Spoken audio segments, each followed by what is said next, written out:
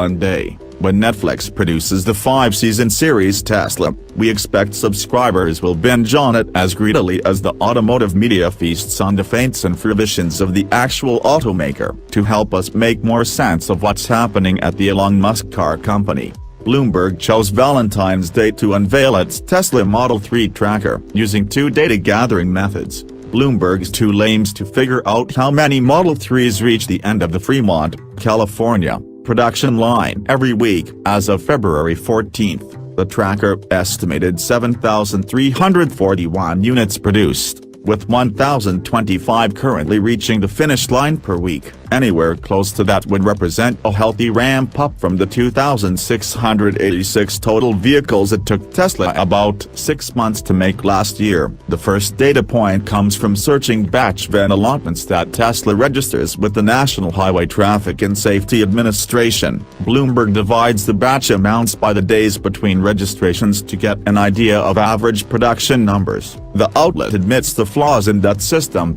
like non-sequential van registrations, Model 3 vans registered before the vehicles being built, and the fact that Tesla could theoretically register vans for all of the nearly 500,000 reservation holders at once. For redress, Bloomberg's second data point hits the virtual bricks, scanning for vans in social media postings and forums, and asking Model 3 owners to self-report their vans. The site doesn't hold onto, nor publish, complete vans. The Model 3 tracker is just as much a work in progress as the factory that makes the Model 3, and the Model 3 itself. Bloomberg will update the tracker regularly, and makes tweaks as it gathers better data. After the site overseers have aligned the two datasets with Tesla's last reported production and averaged the results from the two methods, voila, a running tally appears from within the smoke. Tesla only reports production numbers at the end of a quarter, so the tracker's numbers will be adjusted to fit the declared tally. Tesla's most recent goals were to be making 2,500 Model 3s per week by the end of March,